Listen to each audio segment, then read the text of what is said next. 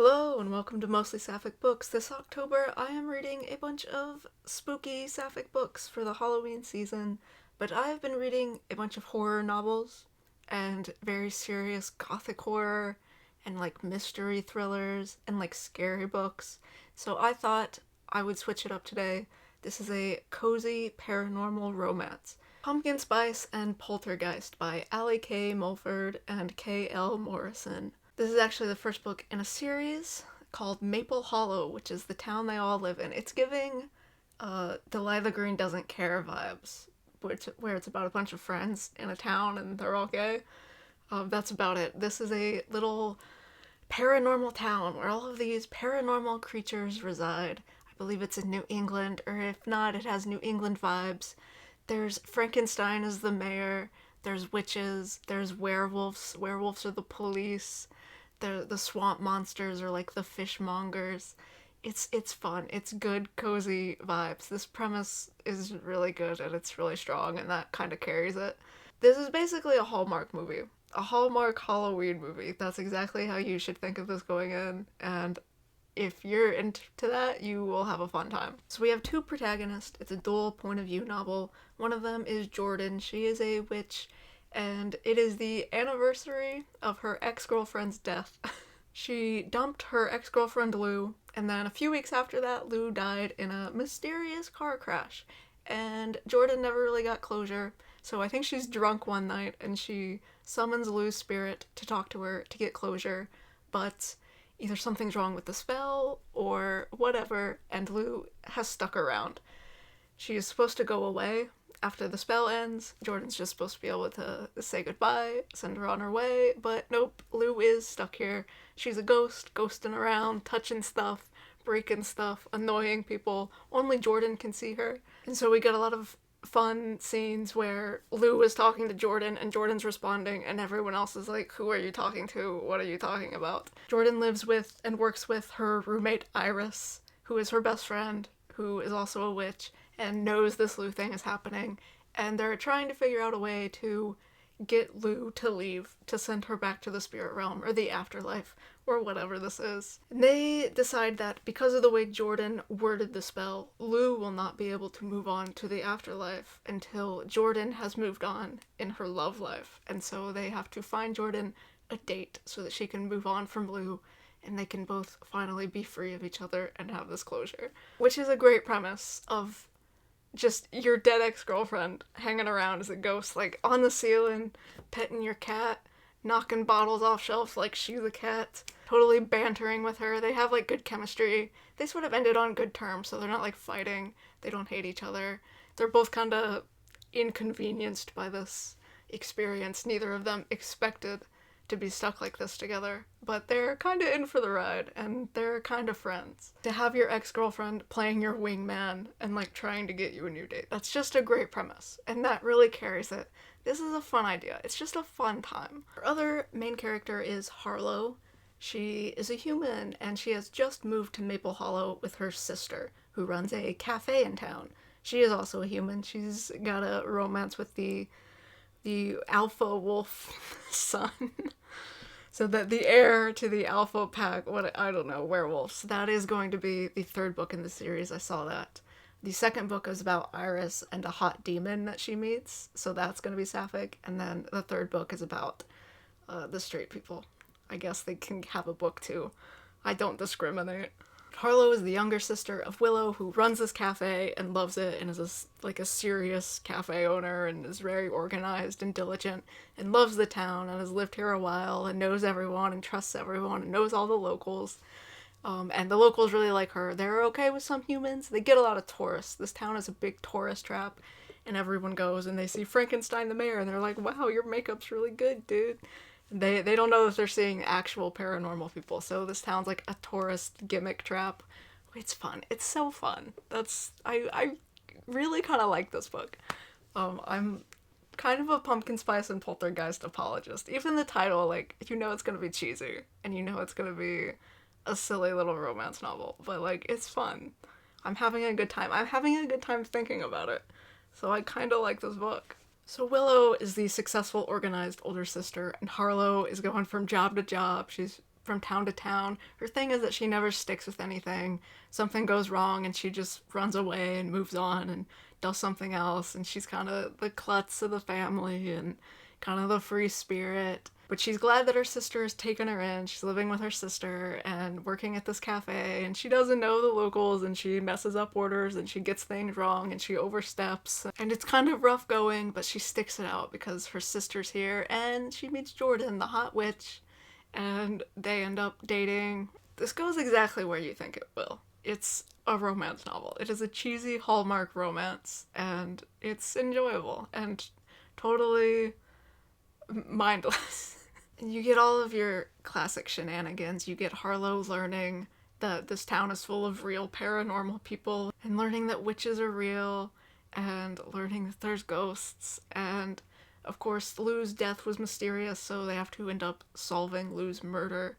And then there's cute dates, there's some spice, there's some spice and pumpkin spice and Poltergeist. A little bit, not too much. It's not a small book. We get to meet some of the town.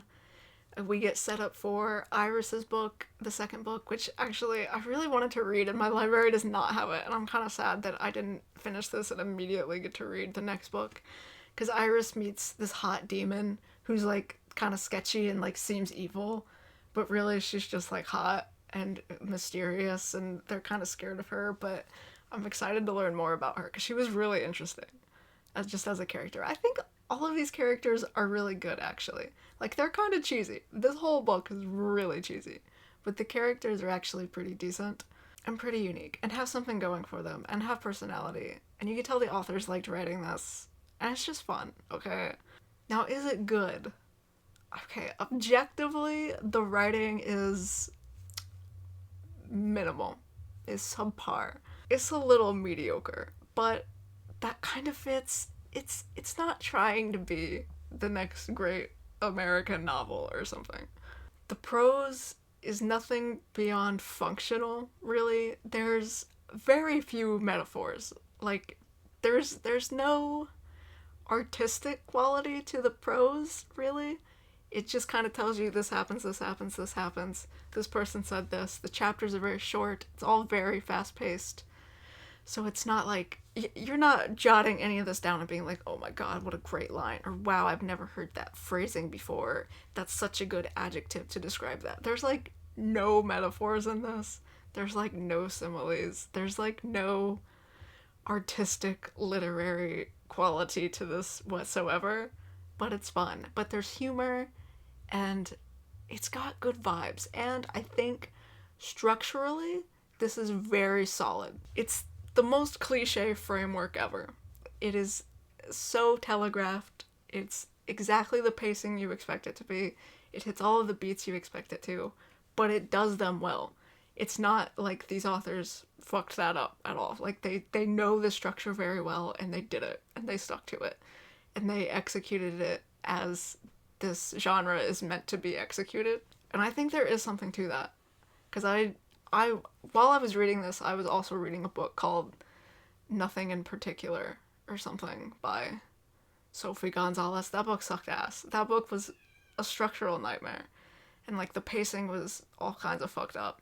Even if there were lines in that book that were better prose and had like metaphors and analogies and really tried to do something and say something in an interesting way, the structure was bad and it was not enjoyable to read. And this is very enjoyable to read. It's so easy to read. I blew through this.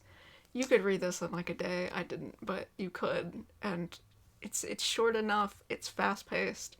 You trust it. That's the thing. When you read this, you understand that the authors understand all of the genre conventions of a story like this. And you trust them to carry you through that plot.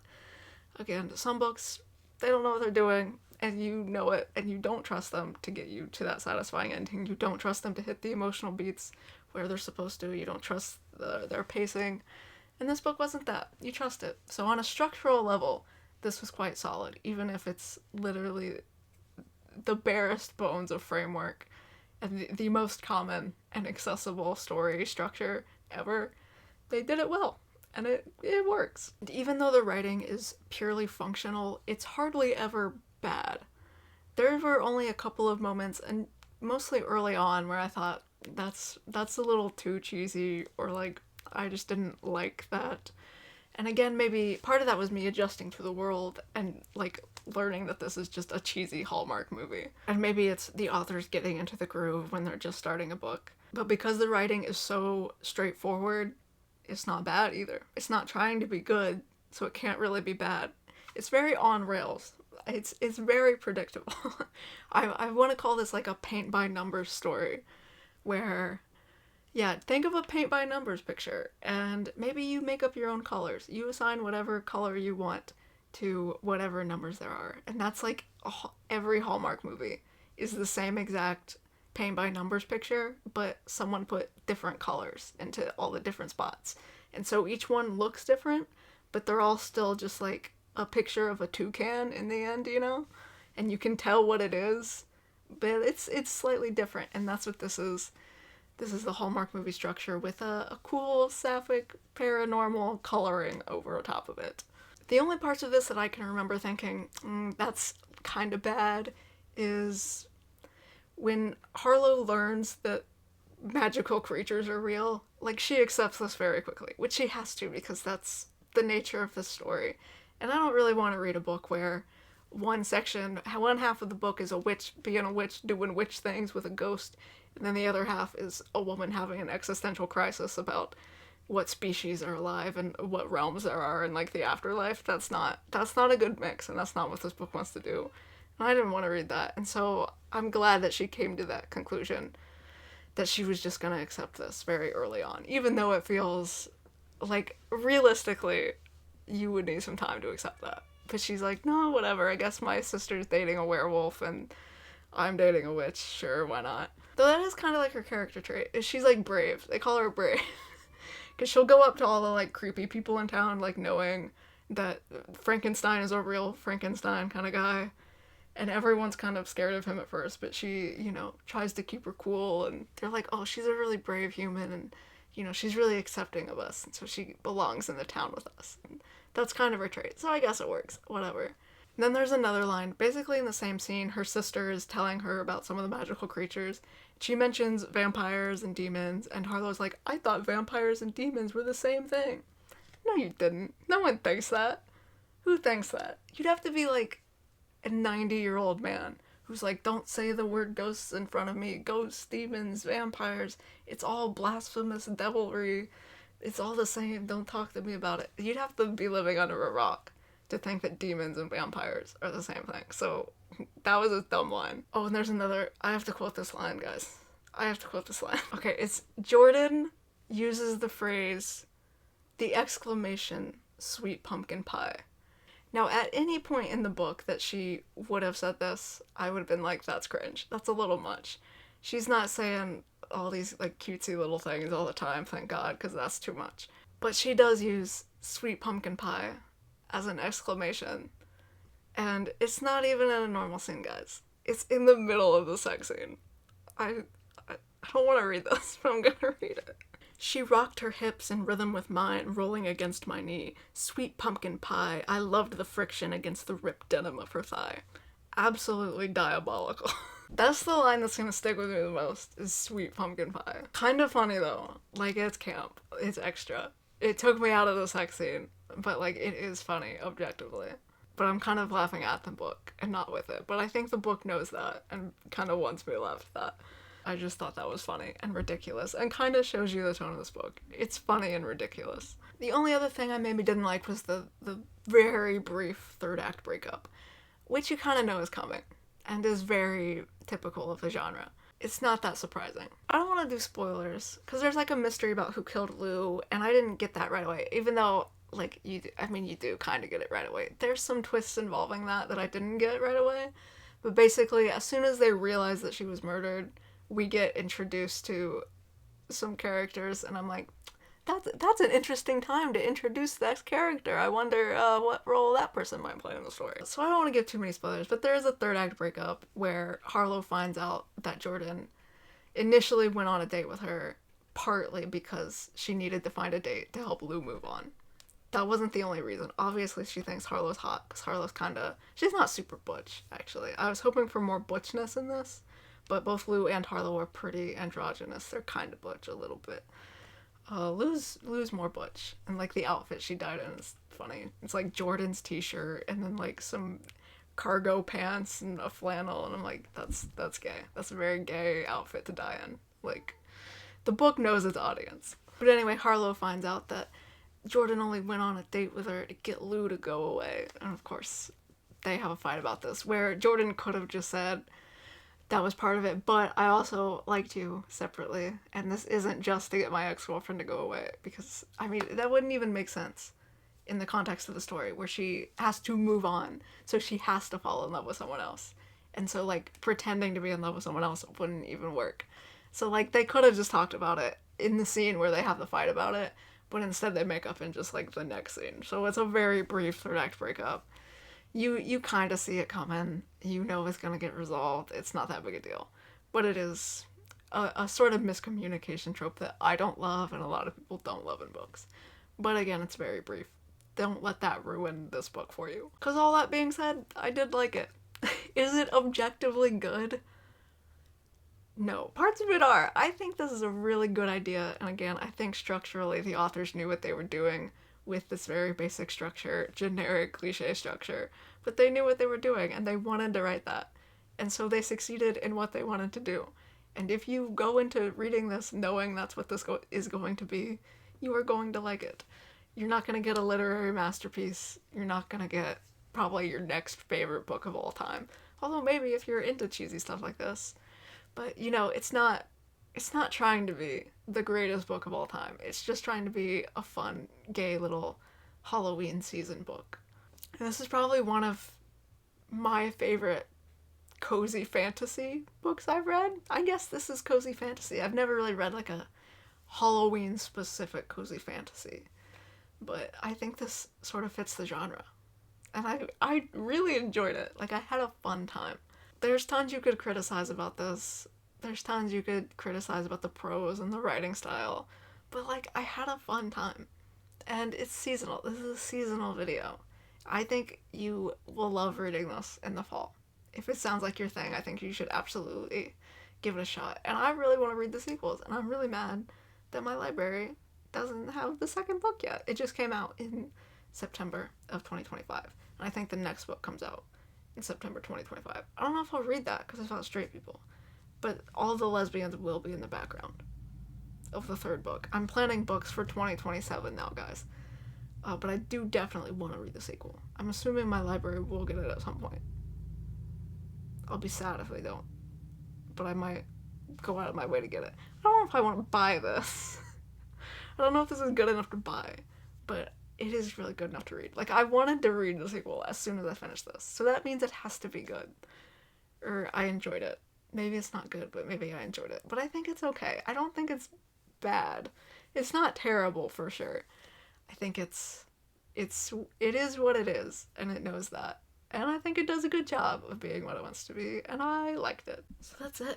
I'm glad I got to read a cozy, a little, like a lighthearted book for the Halloween season, because I've been reading a lot of horror and very serious stuff. And I think, really, the Halloween season is kind of lighthearted. And it's not just horror. You could read horror anytime. I do read horror anytime. But, you know, Halloween's like fall and candy. And it's a magical time when you're a kid. So, like, I love a good, just lighthearted Halloween story. The ending of this book's real cheesy. Like, it's like extra cheesy. They get like an extra happy ending because everything has to work out perfect, which you kind of expect. It's a lot. I didn't necessarily expect it to go there, but I also wasn't surprised when it went there. So this one's extra lighthearted, but I had a good time. I'm glad I got to read a lighthearted Halloween book, and I think I would recommend it, and I think you should read it if you're interested in that. Have a good night and a good Halloween.